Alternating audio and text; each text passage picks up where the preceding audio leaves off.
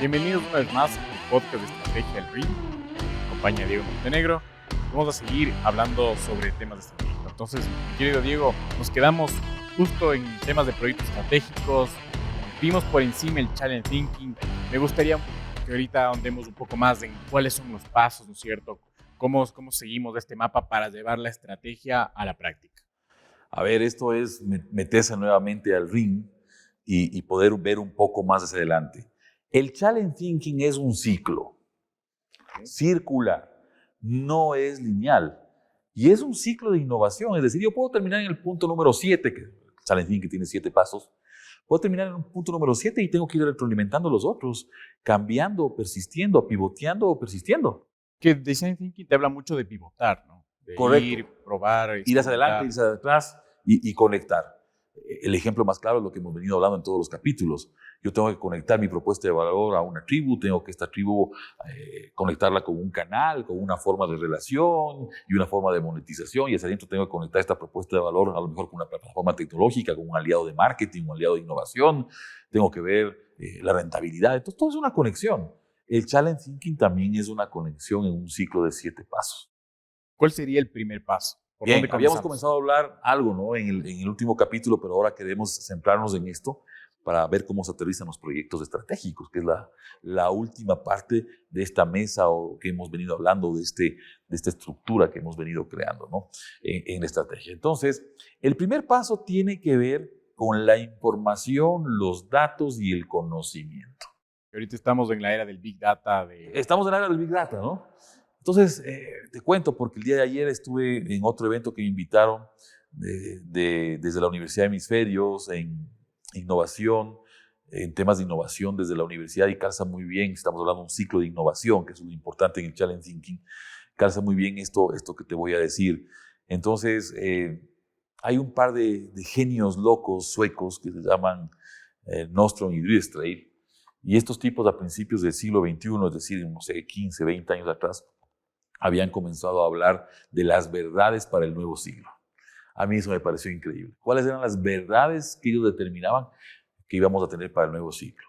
Estos tipos son profesores, son economistas, son innovadores, son asesores de empresas, y habían planteado estas verdades para comenzar el nuevo siglo. Estas verdades son como determinar la planificación que tú tienes en un ring sight. Es decir, ¿qué es lo que me va a influenciar en el round 2, en el round 3, en el round 8? ¿Cómo pienso que se va a mover mi contrincante dentro del ring?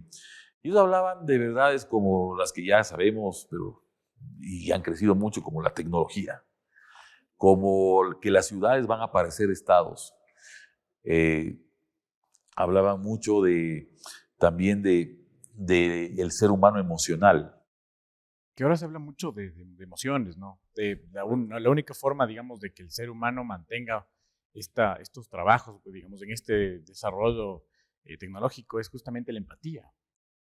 Entonces, acuérdate que antes hablábamos de funcionalidades de las segmentaciones, eran básicamente segmentaciones hard. Entonces ellos decían, oye, vamos a hablar de seres humanos emocionales, de emocionalidad, las creencias, lo que hemos venido conversando tú y yo en este ring. Creo que ha sido una de las cosas más importantes hablar de las tribus, ¿no? Hemos hablado en elecciones estratégicas de tribus. Bueno, las tribus son emocionales y son creencias. Estos dos suecos lo decían al principio del siglo como verdades. Pero dentro de estas verdades hablaban de una, y es el crecimiento del conocimiento. Ese es el punto número 1 del Challenge Thinking. Pero hay que ir un poco más allá.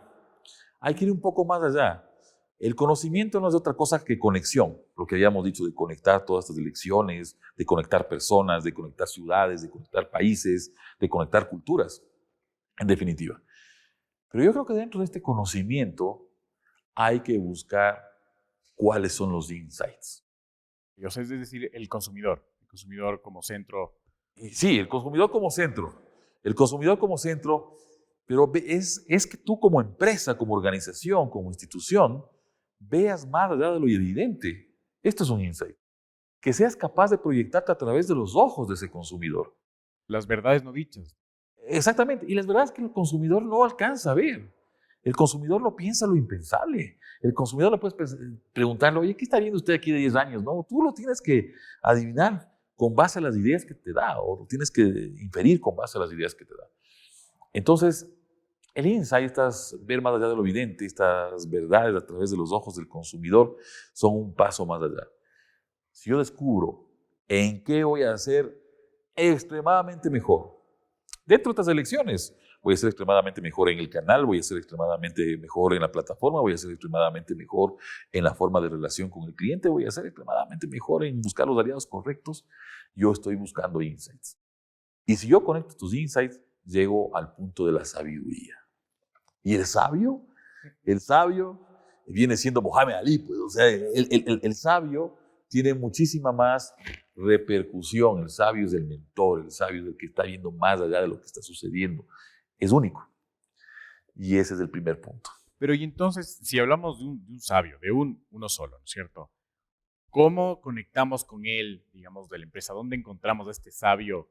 Esta sabiduría. Esta sabiduría, ¿no es cierto? O este sabio, o sea, que nos guíe en las empresas, que guíe a las empresas, que conecte con un grupo, ¿no es cierto?, con una asociación para desarrollar estas ideas. El problema con los innovadores, porque voy a traducir el sabio o la sabiduría hacia la innovación. El problema con los innovadores es que la gente no les cree mucho al principio. Sí. Entonces, es más o menos como, no sé, Manny Pacquiao. Si tú le ves a Pacquiao, dices, oye, este tipo cómo puede ser boxeador, ¿no? Hay un documental ahora muy interesante sobre Pacquiao. Y dices, oye, no, este tipo no tiene pinta de boxeador, pues, ¿no? Entonces nadie le cree. Lo mismo pasa con los innovadores. Es decir, al principio no les crees. Y les crees ya cuando el conocimiento está absolutamente difundido, cuando ha pasado ya un tema de que alguien más lo vio y después yo lo adopto tardíamente, posiblemente. Y que justo ahorita está una serie en Netflix que es de Spotify. No sé si la viste. Sí, excelente. Y es cómo esta persona empieza a desarrollar una nueva plataforma y lo que habían era descargas gratuitas, obviamente con un sistema de publicidad, pero pues, totalmente pirata, ¿no? Entonces él, para evitar esto, empieza a dar una plataforma de streaming y lo que busca es justamente las licencias. Y va a la caja de disqueras, y las disqueras le dicen... Y las disqueras le dicen que no, este pan está loco, es un sistema de música gratis y no va a funcionar. Ese es el sabio, porque ese tipo vio más allá de lo evidente. El ejemplo es bueno porque el tipo vio más allá de lo evidente, vio que el futuro de la música ya no estaba en un disco, el futuro de la música estaba en internet, en un formato streaming, en una plataforma de streaming, pero tenía unos tipos que no lo veían así, o tenía unas barreras que tenían que superar, los derechos de la música, que pertenecían a ciertas personas, a ciertas casas disqueras. Pero el tipo lo vio, el tipo es un sabio, pero al principio, yo no he visto todavía completo el documental, pero al principio estos tipos deben haber dicho, está loco, pues, o sea, la industria es de esta manera y funciona de esta manera y estas verdades son verdades absolutas. Eso es lo que tú te cuestionas cuando haces innovación y ves el tema de sabiduría, ¿no? Y de alguna forma, bueno, él también conecta con un inversor de tecnología que cree en estos proyectos, porque de lo que veía los datos de Spotify todavía no logran rentabilidad, están con negativos. Están en el proceso de rentabilización. 146 millones en negativo, entonces terminaron el año pasado, entonces veía que todavía les queda un camino largo. Pero a ver. O sea, y a lo que voy es que tienen alguien que le cree, ¿no? Tiene alguien que le cree, está en un contexto que quizás... Y además las compañías diferente. No sé si les preocupe mucho la rentabilidad, no es decir, oye, este tipo se volvió loco, ¿no? Le metieron un golpe ya en la cabeza y está loco, pero yo tengo una teoría en donde creo que van a llegar a rentabilizar como Tesla o como Uber, pero creo que a los inversores les interesa mucho más el valor de la compañía, en cuánto se podría vender. Y cuando ves el valor de Spotify o de estas compañías que hemos venido hablando durante estos capítulos, es inmensamente mayor que la rentabilidad que pueden obtener. Que ya se volvió un movimiento, ¿no? Claro. Ya no es solamente una herramienta, sino es un movimiento. Es un movimiento, es una forma de hacer modelos de negocio, es una forma, pero pensando en qué, en ese insight, en qué van a pensar estos consumidores en el futuro, qué van a preferir. Y esa sabiduría no la tiene cualquiera. Ver más allá de lo evidente no lo ve cualquiera. Y ese es el punto número 1 del Challenge Thinking.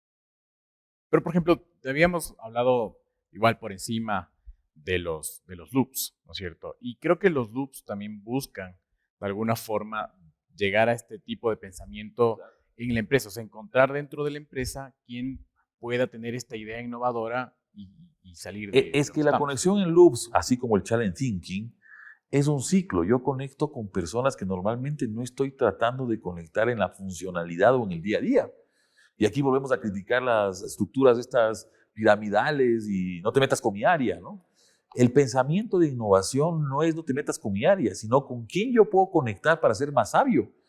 Entonces, si tenemos una persona que digamos que no es tan sabia, pero conecta con uno que es un poco más sabio y otro le da otra perspectiva, esta forma de conectar en loops, esta conexión tan fuerte, es lo que permite tener una sabiduría grupal. Ya lo vamos a hablar.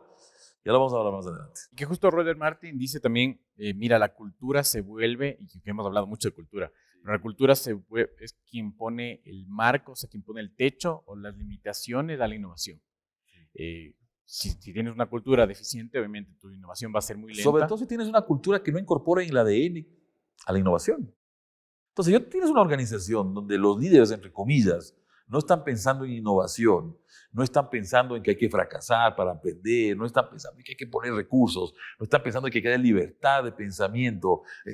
Los locos suecos que te estaba contando, Luis Nostrom, también dice que es la época de la libertad de las personas, la libertad de pensamiento. Entonces, si no das libertad de acción, si criticas todo, si solamente estás pensando en la última línea del resultado, ¿y qué piensas? El otro día escuché un comentario, ¿no?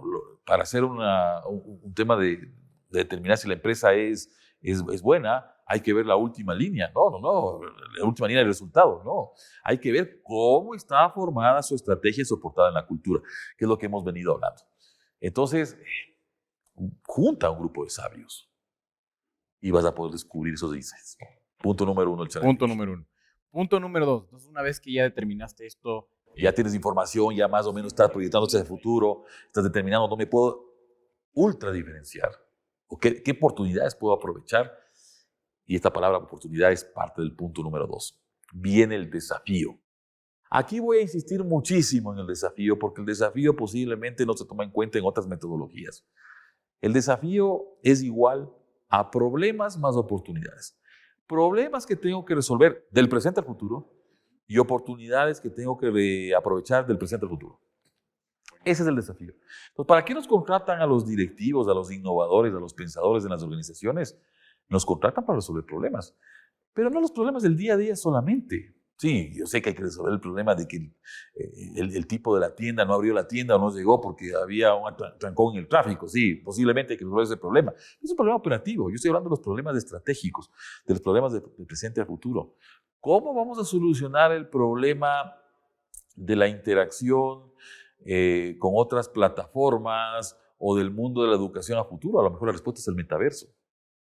Y aquí te tengo una pregunta. Habíamos hablado de elecciones y de conexiones. Cuando yo tengo elecciones y hago estas conexiones, aquí me imagino que nacen problemas. ¿Esos problemas son estos problemas? Sí, claro. Yo tengo que determinar un grupo de problemas que le están aquejando a la compañía y al contexto de la compañía. Por ejemplo, volvamos al ejemplo de Spotify, nadie estaba determinado que un problema iba a ser hacia futuro que cómo yo transporte 50,000 canciones en una sola plataforma a través de un dispositivo. Lo pensó Apple y creó el iPod, ¿se acuerdas del iPod? Después lo puso en los teléfonos, ¿no? Pero ¿y quién provee la música? Sí, Apple también creó su plataforma, ¿no? iTunes. Y ahora Spotify, y hay no sé cuántas plataformas, y ahora hay descentralizadas. O sea, cosas de estas, pero interesantísimas, que podemos ver en el camino de la estrategia y del pensamiento de esta gente. Pero esos tipos estaban resolviendo un problema. ¿Cómo hago yo que pueda tener acceso la gente a un montón de música que antes no tenía acceso? Pero eso lo vio alguien antes, pero es un problema estratégico. Pero es un planteamiento de decir, bueno, ¿cómo resuelvo este problema? ¿Y qué oportunidad? La segunda parte del desafío, problemas más oportunidades. ¿Qué oportunidad yo puedo tener? La oportunidad de llegar, por ejemplo, al mundo entero. Un volumen global. De llegar con cualquier tipo de música. Y ahora no solamente es música, este podcast también está en Spotify. Pues. Entonces y hay muchos formatos. Y hay muchos formatos. Entonces, el desafío es crítico. Si yo no determino qué problemas tengo que resolver y qué oportunidades puedo aprovechar hacia el futuro, no voy a lograr pasar a la fase del diseño, que va a conectar con las direcciones estratégicas que habíamos dicho. Buenísimo. Entonces, tenemos el conocimiento, tenemos el desafío. ¿Cuál vendría a ser el tercer paso? El tercer paso, todos son importantes, pero esto también lo considero crítico antes de entrar al diseño, ¿sí? Que el tercer paso es cómo rompo mis convencionalismos, mis paradigmas.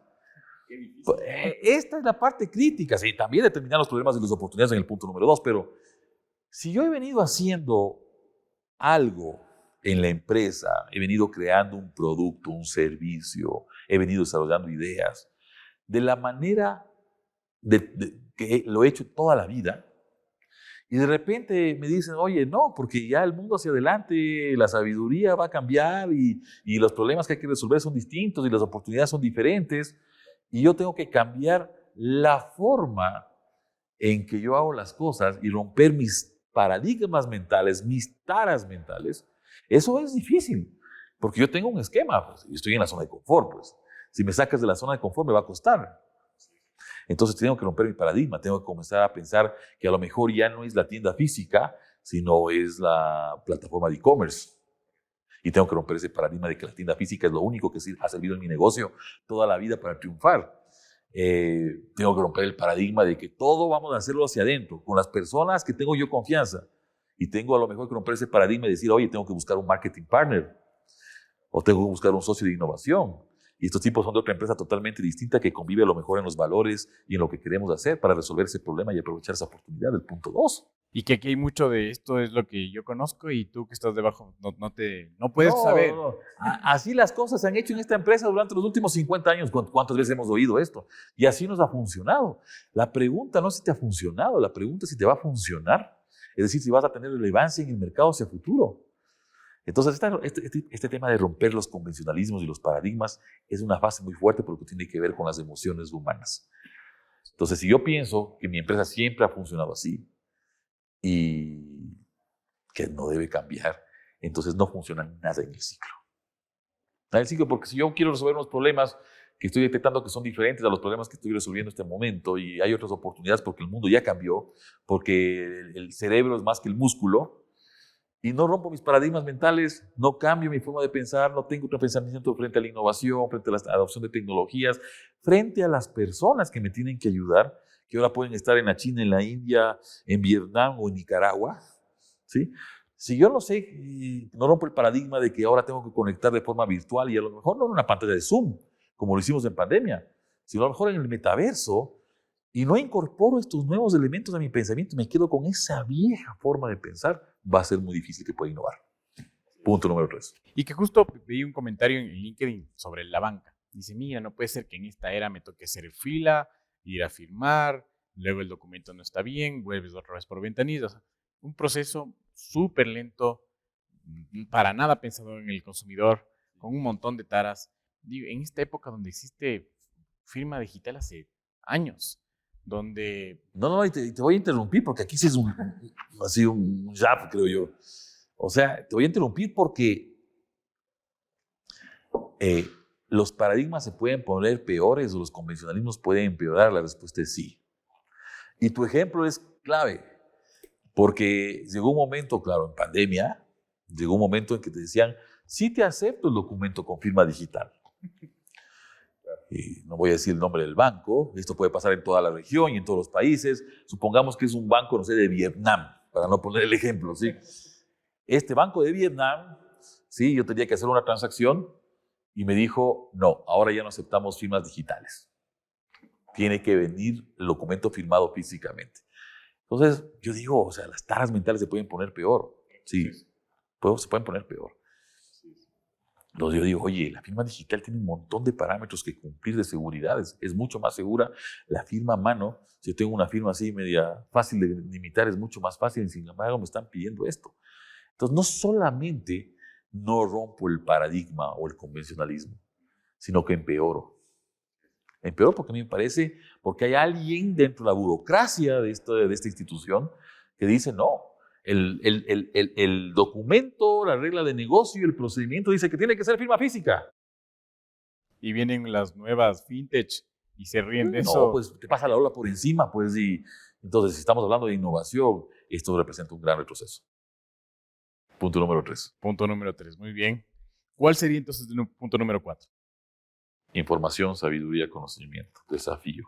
romper convencionalismos y paradigmas. Punto número 4 es que esto que yo voy a hacer tiene que estar alineado a la cultura. O tengo que crear una cultura para el nuevo paradigma, para lo que yo tengo que crear. Entonces, acuérdate que la cultura es la mesa que sostiene todo. Bueno, aquí se ratifica en este proceso. Aquí es donde se conecta con todo lo que hemos hablado en los anteriores capítulos. Y yo tengo que conectar con el propósito, pues. O sea, lo que yo estoy pensando, los problemas que voy a resolver, las oportunidades que voy a aprovechar, voy a hacer un nuevo mindset de mi cerebro, ¿no es cierto? Voy a hacer un cambio, voy a romper los paradigmas. Tiene que estar conectado a una cultura, tiene que haber una cultura que soporte, tiene que haber un propósito nuevo, una cultura, un liderazgo que apoya esto, tiene que existir la incorporación de la innovación, la creatividad como el ADN, tiene que haber una forma de gobernar con otros que no sean de la organización, lo que hemos hablado. Entonces el punto número 4 tiene que ver, oye, ¿qué cultura necesito para este nuevo pensamiento de innovación que estoy haciendo? Por ejemplo, veía que es muy difícil tener una cultura, digamos, que te apoye a desarrollar esto, ¿no es cierto? Y tengo un ejemplo muy claro.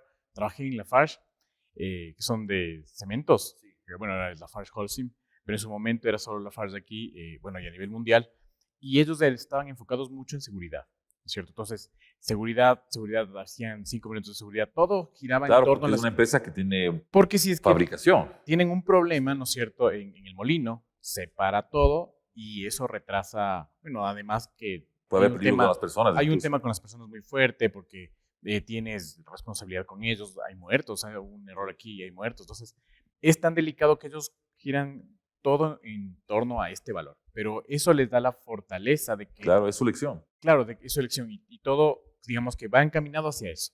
Y creo que es bastante aceptado esto, digamos, como consejo para otras empresas, que a veces queremos hacer todo, a veces queremos ser innovadores, a veces queremos ser, no sé, los mejores, que queremos cultura con el cliente, queremos también optimizar procesos. Y a lo mejor queremos ser todas las propuestas de valor, queremos ser económicos, queremos ser convenientes, queremos ser simples, queremos ser rápidos, queremos ayudar al medio ambiente.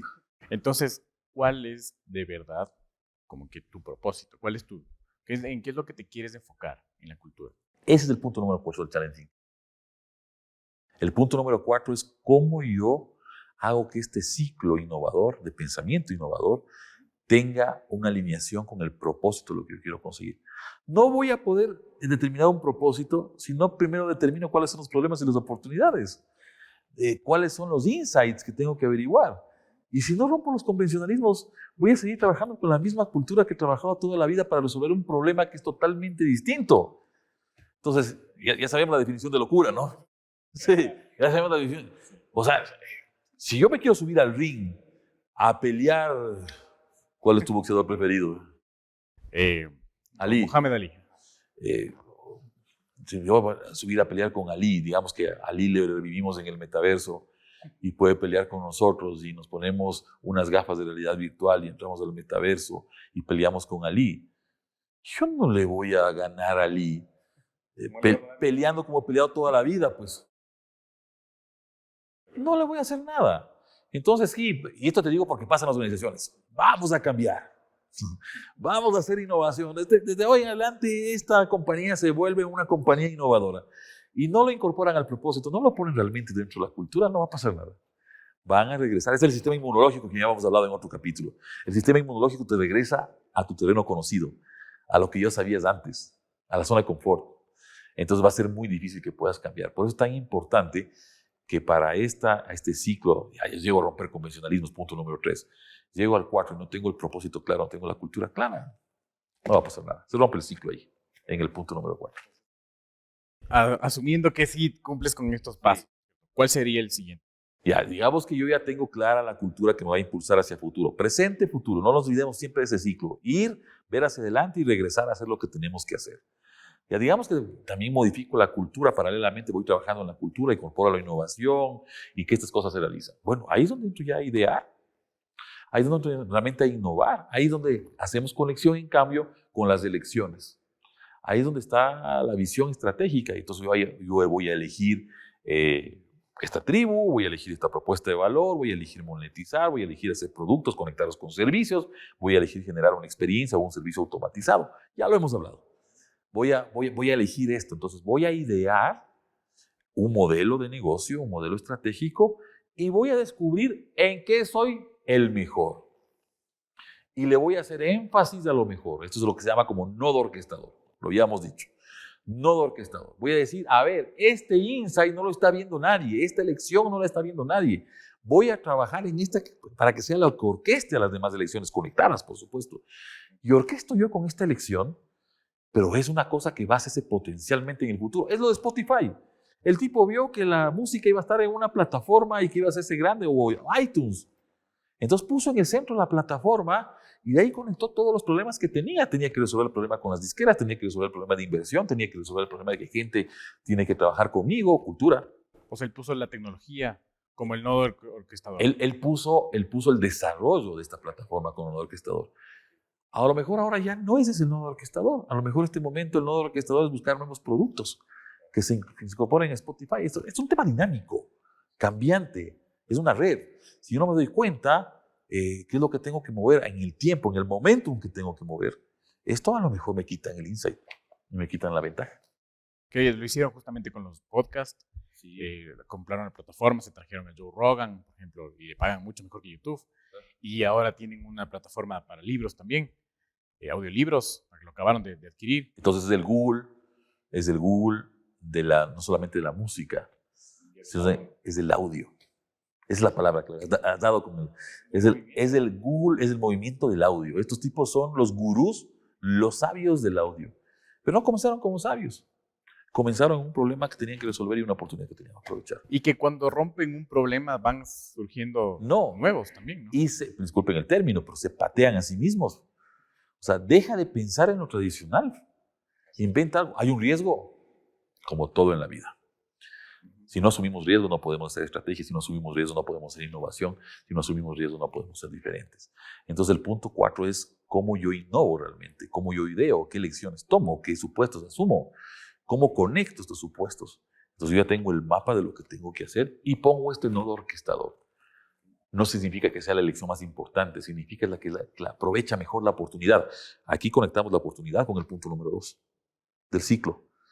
Es la que aprovecha mejor la oportunidad o resuelve mejor el problema. Y esto, entonces, igual se puede pivotar, entonces. Claro. Es que a lo mejor el diseño que yo hago de elecciones no es el correcto, tengo que regresar. A lo mejor la cultura que estoy formando no es la correcta para sostener estas elecciones, esta visión de futuro, yo tengo que regresar. A lo mejor no estoy determinando claramente el problema o viendo la oportunidad claramente, yo tengo que regresar. O comenzar un nuevo ciclo. Ok, chéverísimo la parte de ideación. Y de ahí, entonces, ¿cuál sería el siguiente paso? El siguiente paso creo que lo vamos a dejar para el siguiente capítulo. ¿Sí? El paso número 5. Entonces, simplemente para no dejarnos este tema incompleto. Primer paso, sabiduría. Descubrir ese insight que nadie está viendo. Segundo paso, en el Challenge Thinking, desafío. ¿Qué problemas tengo que resolver? Y a lo mejor me invento un problema y qué oportunidades. Tercer paso, romper el convencionalismo que yo tengo en mi mente, romper el paradigma que tengo en mi mente o que tiene la organización en su conjunto. El cuarto paso es conectar con la cultura o formar una cultura que sostenga esto. Si yo no tengo metido en la cabeza que tengo que tener una cultura innovadora, va a ser muy difícil que pueda sostener un cambio muy fuerte. El quinto paso, ¿sí?, es el que acabamos de decir, idear el mapa, conectar el mapa, descubrir cuál es el nodo orquestador, esa elección, supuesto, hipótesis que puede aprovechar mejor la oportunidad y que puede enfocarse en ese insight y a resolver el problema o aprovechar la oportunidad. Y aquí yo te tengo 2 libros.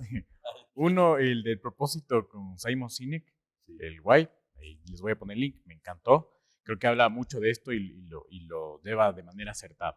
Y también para innovación y ideación hay un libro que se llama Thank You for Disrupting. O sea, algo como gracias por ser disruptivo. Muy bueno, muy bueno. Entonces los dos les voy a poner sus links para también... Y ahora que estamos en el tema de los libros, como hemos tenido muchas interacciones en el podcast de Estrategia Ring y les agradecemos por esto, hay ciertos libros que lamentablemente no están en el mundo digital todavía, ¿sí?, de los que hemos recomendado. Sí, nos han escrito mucho por el tema, oye, ¿dónde consigo Reset and Reload? que lo recomendamos, ¿no? O Brutal Sencillez de Pensamiento. A veces no hay las conexiones digitales de estos libros, pero pueden conseguir en cualquiera de las plataformas que venden libros la versión, sobre todo en Amazon, la versión física. Vale la pena tenerla. A lo mejor está en la librería local de ustedes en cualquiera de sus países, pero vale la pena tener esto, ¿no? Hay algunos que no han migrado todavía hacia lo digital. Sí. Excelente episodio. Quedan todavía unos pasos por andarme. Y la forma de trabajo. Me quedan muchas dudas, me imagino que la gente también, pero les dejamos aquí hasta ahora. Muchísimas gracias, que tengan un excelente día.